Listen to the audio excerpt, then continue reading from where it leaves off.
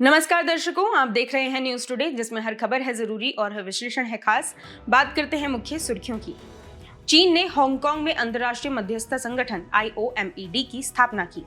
राष्ट्रीय रक्षा अकादमी NDA से 17 महिला कैडेट्स का पहला बैच पास हुआ। रूस ने रूस भारत चीन RIC प्रारूप को पुनः सक्रिय करने का आह्वान किया।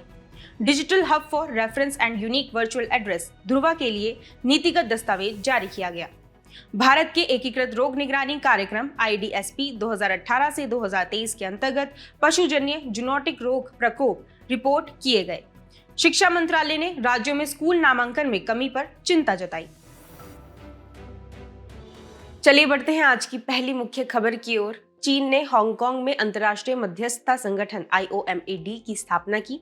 चीन सहित 33 देशों ने IOMED की स्थापना पर कन्वेंशन पर हस्ताक्षर किए। इसका मुख्यालय हांगकांग में होगा।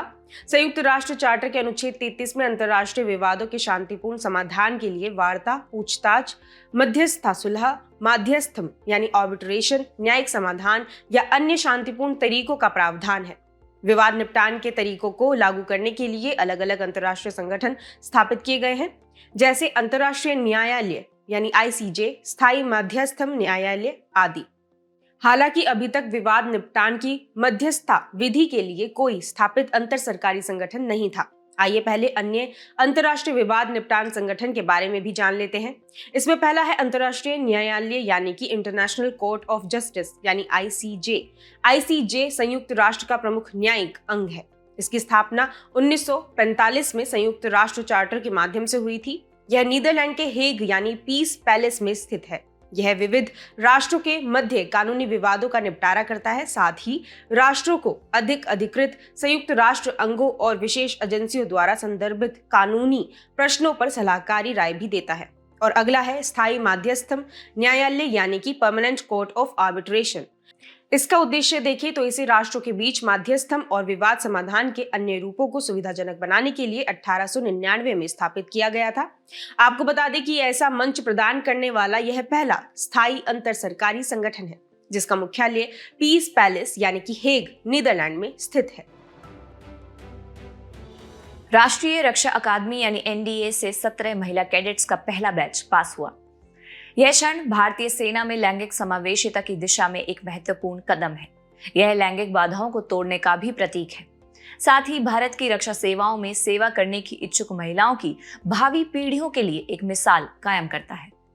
हालांकि 2021 में सुप्रीम कोर्ट ने महिलाओं को NDA में प्रवेश देने का निर्देश दिया था। इसके बाद 2022 में पहले बैच को प्रवेश दिया गया था। 1954 में महाराष्ट्र के पुणे के पास खड़कवासला में राष्ट्रीय रक्षा अकादमी यानी NDA की स्थापना हुई थी, जो भारतीय सशस्त्र बलों की एक संयुक्त सेवा प्रशिक्षण अकादमी और स्नातक स्कूल है।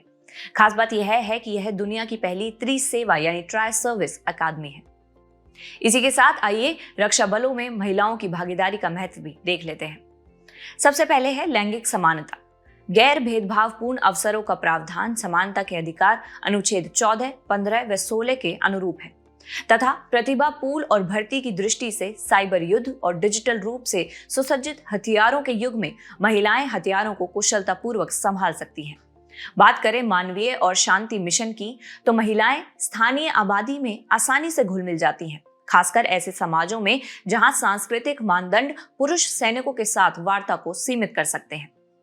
हालांकि इसके समक्ष कुछ चुनौतियां भी हैं, जैसे रक्षा क्षेत्र एवं नेतृत्व में महिलाओं के लिए सामाजिक सांस्कृतिक स्वीकृति का अभाव, शारीरिक मानक, भेदभाव, बुनियादी सुविधाओं की कमी आदि। खबर के अंत में आइए रक्षा बलों में महिलाओं की भूमिका का विकास भी समझ लेते हैं। 1888 में भारतीय सेना में महिलाओं का प्रवेश भारतीय सैन्य नर्सिंग सेवा के गठन के साथ शुरू हुआ। 1950 का सेना अधिनियम महिलाओं की भर्ती पर रोक लगाता है। फिर 1992 में चिकित्सा सेवाओं के अलावा शॉर्ट सर्विस कमीशन यानी SSC में महिलाओं को शामिल करना आरंभ हुआ। इसके बाद 2015 में भारतीय वायुसेना में महिला लड़ाकू पायलटों को शामिल करने की मंजूरी दी गई तथा 2020 में सुप्रीम कोर्ट ने बबीता पुनिया केस के चलते महिलाओं को स्थायी कमीशन प्रदान करने का आदेश दिया और अंत में 2022 में अग्निवीर योजना के माध्यम से सैन्य पुलिस कोर में महिलाओं का प्रवेश संभव हुआ। चलिए बढ़ते हैं अगली मुख्य खबर की ओर। रूस ने रूस भारत चीन RIC प्रारूप को पुनः सक्रिय करने का आह्वान किया। रूस भारत चीन सीमा तनाव में कमी के संकेतकों का हवाला देते हुए रूस भारत चीन RIC त्रिपक्षीय प्रारूप को पुनः सक्रिय करने पर जोर दे रहा है। आइए पहले रूस भारत चीन RIC प्रारूप के बारे में जान लेते हैं। यह एक अनौपचारिक त्रिपक्षीय रणनीतिक समूह है। इसकी संकल्पना मूलतः 1990 के दशक के अंत में रूस द्वारा प्रस्तुत की गई थी।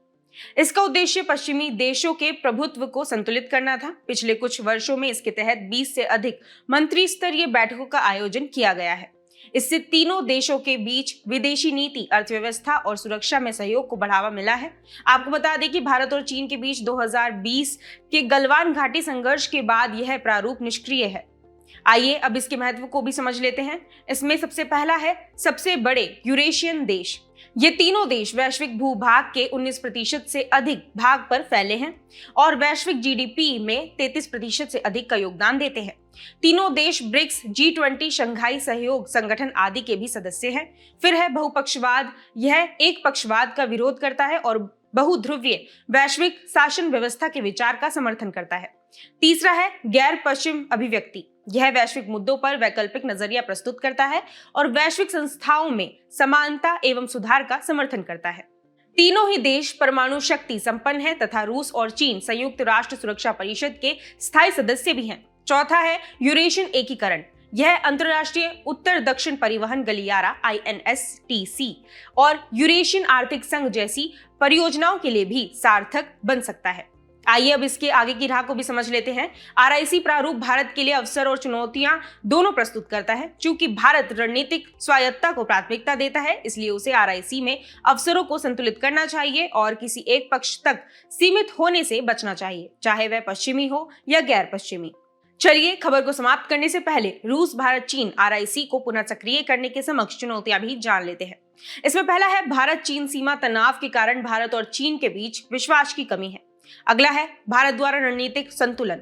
पश्चिमी देशों के साथ भारत के बढ़ते संबंध और क्वाड में इसकी भूमिका RIC समूह के साथ इसके सह संबंध को जटिल बना सकती है। और आखिरी है रूस चीन गतिशीलता।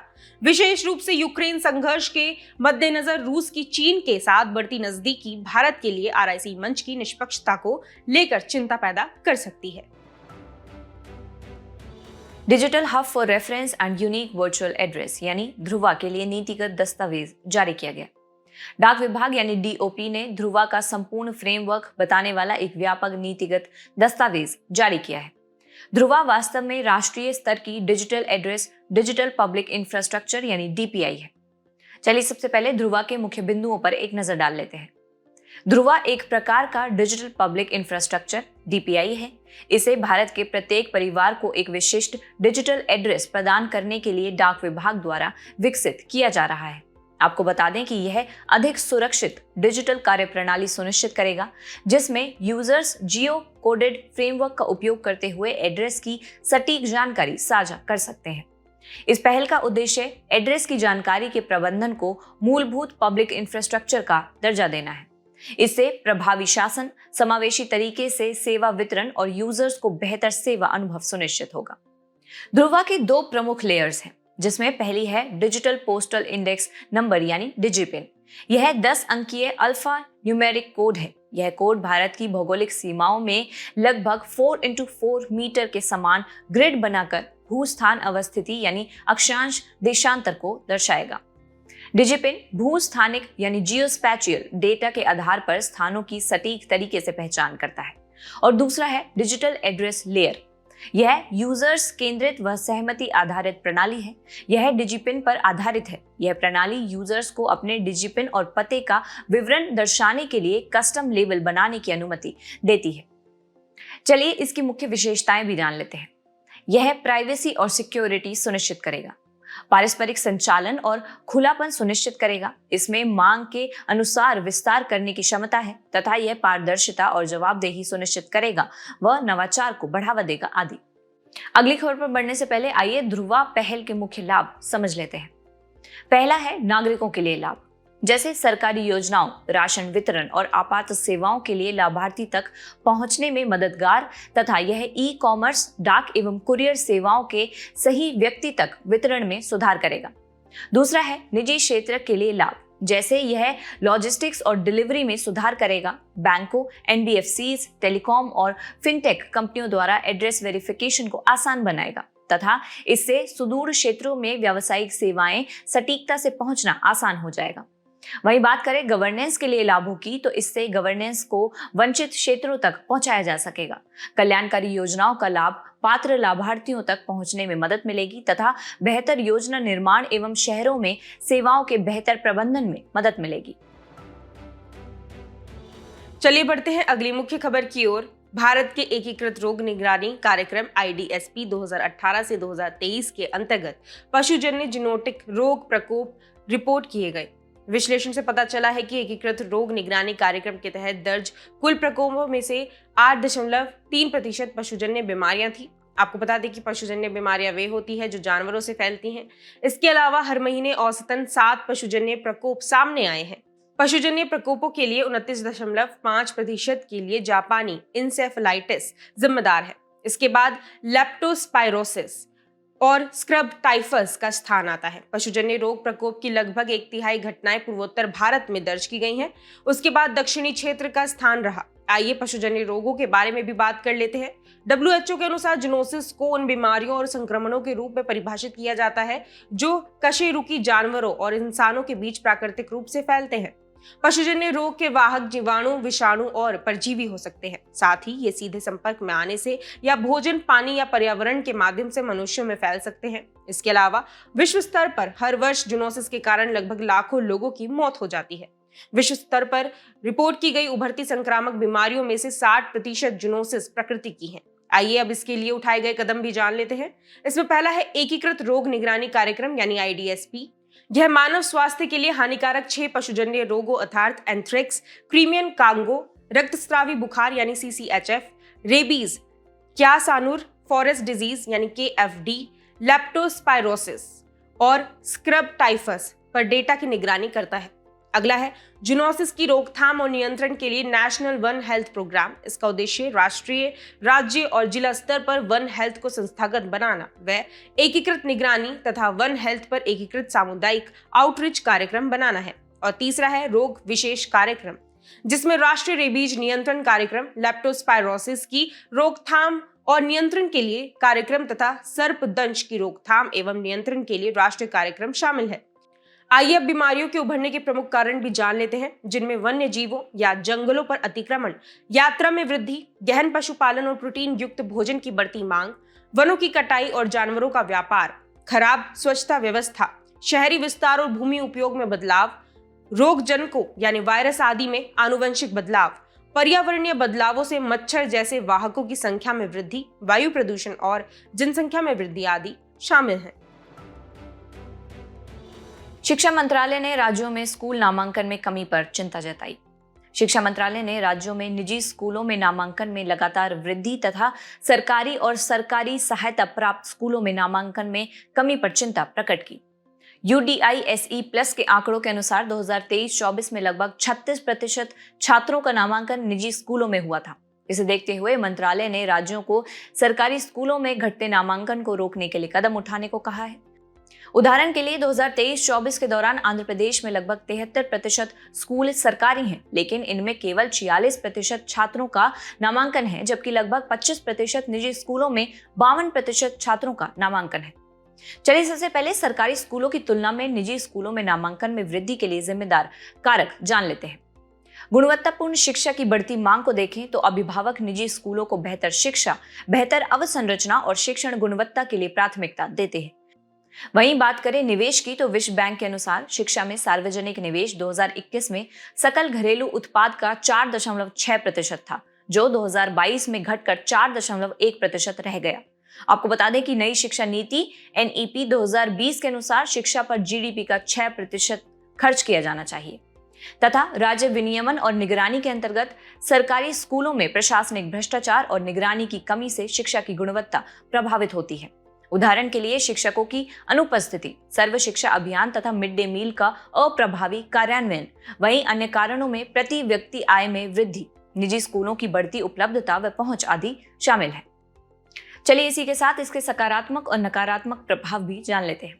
सकारात्मक प्रभावों की बात करें तो इससे निजी स्कूलों की वृद्धि के कारण शैक्षिक विकल्प की उपलब्धता सहित स्कूलों तक पहुंच में वृद्धि हुई है। उदाहरण के लिए शिक्षा का अधिकार अधिनियम 2009 के तहत निजी स्कूलों को कम आय वाले परिवारों के बच्चों के लिए 25% सीटें आरक्षित करनी होती हैं। इसी के साथ शिक्षा की शैली, प्रकार और गुणवत्ता में अधिक विकल्प उपलब्ध हुए हैं तथा गैर सरकारी संस्थाओं के माध्यम से शिक्षा क्षेत्र में नई तरह की फंडिंग के अवसर बढ़े हैं। दूसरी ओर बात करें नकारात्मक प्रभावों की तो शिक्षा का व्यवसायीकरण से शिक्षा के अवसरों की समानता और शिक्षा के अधिकार यानी अनुच्छेद 21A का सिद्धांत कमजोर पड़ता है तथा आर्थिक और सामाजिक सांस्कृतिक असमानता बनी रहती है। उदाहरण के लिए शहरी ग्रामीण जाति और वर्ग असमानताओं में बढ़ोतरी होती है। इसी के साथ सार्वजनिक शिक्षा से विमुख होना, निजी स्कूलों की बढ़ती उपस्थिति के कारण सरकार की शिक्षा क्षेत्र में जिम्मेदारी कम होती जा रही है, जिससे सरकारी स्कूलों की गुणवत्ता और भी खराब हो रही है तथा शिक्षा और शिक्षण की गुणवत्ता के अलग अलग मानक होने से शिक्षा के स्तर में गिरावट आती है। चलिए बढ़ते हैं हमारे खास सेगमेंट सुर्खियों में रहे स्थल की तरफ। आज हम बात करेंगे नाइजीरिया की, जिसकी राजधानी है अबूजा। हाल ही में नाइजीरिया में बाढ़ के कारण तकरीबन 111 लोगों की मौत हो गई। बाढ़ का प्रमुख कारण जलवायु परिवर्तन को माना जा रहा है। अगर भौगोलिक अवस्थिति की बात करें तो यह पश्चिमी अफ्रीका में स्थित है। बात करें इसके सीमावर्ती देशों की तो इसके उत्तर में नाइजर, पूर्व में चाड और कैमरून, पश्चिम में बेनिन और दक्षिण में गिनी की खाड़ी स्थित है। खास बात यह है कि यह अफ्रीका का सबसे अधिक आबादी वाला देश है तथा नाइजीरिया एक संघीय गणराज्य है जिसमें द्विसदनीय विधायिका है। चलिए बढ़ते हैं भौगोलिक विशेषताओं की तरफ। यहाँ मुख्य रूप से उष्णकटिबंधीय जलवायु पाई जाती है, हालांकि इसके कुछ क्षेत्रों में जलवायु भिन्न है। वहीं बात करें हरमट्टन पवन की तो ये इसके उत्तर पूर्व में चलने वाली शुष्क पवनें हैं जो उत्तर में 3 महीने से अधिक समय तक बहती हैं। वहीं यहाँ की प्रमुख नदियों में नाइजर नदी, बेन्यू नदी, क्रॉस नदी आदि शामिल हैं। बात करें यहाँ की चाड झील की तो यह एक मीठे पानी की झील है जो चाड, कैमरून, नाइजीरिया और नाइजर की सीमा पर स्थित है तथा चैपल वाडी, माउंट डिमलांग आदि यहाँ के प्रमुख पर्वतों में शामिल हैं। चलिए बुलेटिन के आखिर में बढ़ते हैं आज की संक्षिप्त सुर्खियों की तरफ। राष्ट्रीय सांख्यिकी कार्यालय NSO ने वित्तीय वर्ष 2024-25 के लिए वार्षिक सकल घरेलू उत्पाद GDP के अनंतिम अनुमान जारी किए। महालेखा नियंत्रक कॉम्प्ट्रोलर जनरल ऑफ अकाउंट द्वारा जारी आंकड़ों के अनुसार वित्त वर्ष 2024-25 के लिए भारत का राजकोषीय घाटा सकल घरेलू उत्पाद का 4.8% रहा। यह केंद्रीय बजट वित्त वर्ष 2025-26 द्वारा निर्धारित संशोधित अनुमान के अनुरूप है। तेलंगाना सरकार ने कवल टाइगर रिजर्व को महाराष्ट्र के ताडोबा अंधारी टाइगर रिजर्व से जोड़ने वाले टाइगर कॉरिडोर क्षेत्र को कुमराम भीम कंजर्वेशन रिजर्व घोषित किया है। यह सह्याद्री पर्वतमाला के पूर्व में गोदावरी नदी के तट पर तेलंगाना में स्थित है। गोवा अपने राज्य स्थापना दिवस के अवसर पर उल्लास नव भारत साक्षरता कार्यक्रम के तहत पूर्ण कार्यात्मक साक्षरता हासिल करने वाला मिजोरम के बाद दूसरा राज्य बन गया। आपको बता दें कि उल्लास एक केंद्र प्रायोजित पहल है जिसका उद्देश्य कार्यात्मक साक्षरता प्रदान करना और शिक्षार्थियों को महत्वपूर्ण जीवन कौशल से समृद्ध बनाना है। भारत की राष्ट्रपति ने 2025 के नेशनल फ्लोरेंस नाइटिंगेल पुरस्कार उन 15 नर्सों को प्रदान किया है जिन्होंने जन स्वास्थ्य सेवाओं को मजबूत करने में उत्कृष्ट सेवा दी। आपको बता दें कि यह पुरस्कार 1973 में स्वास्थ्य और परिवार कल्याण मंत्रालय द्वारा शुरू किया गया था। एम्स की एक रिपोर्ट के अनुसार उत्तर भारत में सरकारी स्कूलों में पढ़ने वाले शहरी किशोरों में से लगभग 41% फोलेट की कमी से ग्रस्त है। फोलेट विटामिन B9 का प्राकृतिक रूप है। यह जल में घुलनशील होता है और कई खाद्य पदार्थों में प्राकृतिक रूप से पाया जाता है। स्विट्जरलैंड में बिर्च ग्लेशियर के टूटने से भारी भूस्खलन हुआ जिससे ब्लेटन नामक गांव का कुछ हिस्सा दब गया है। इस भूस्खलन का प्रभाव लोन्जा नदी पर भी पड़ा है। Fibre optic first person view यानी FPV ड्रोन का उपयोग रूस यूक्रेन युद्ध में किया जा रहा है। ये वायर्ड कामिकाजे ड्रोन होते हैं जो नेविगेशन के लिए रेडियो वेव्स की बजाय फाइबर ऑप्टिक तकनीक का उपयोग करते हैं। जाने से पहले आपकी समझ की परीक्षा के लिए डालते हैं एक नजर हमारे स्पेशल सेगमेंट प्रश्नोत्तरी पर।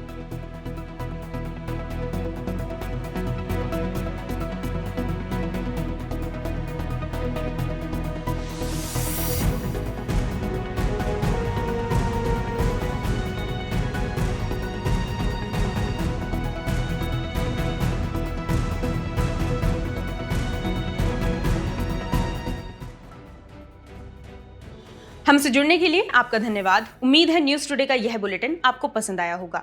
न्यूज टुडे की पीडीएफ को डाउनलोड करने के लिए और आज के क्विज के उत्तर के लिए डिस्क्रिप्शन में दिए गए लिंक्स पर क्लिक कीजिए।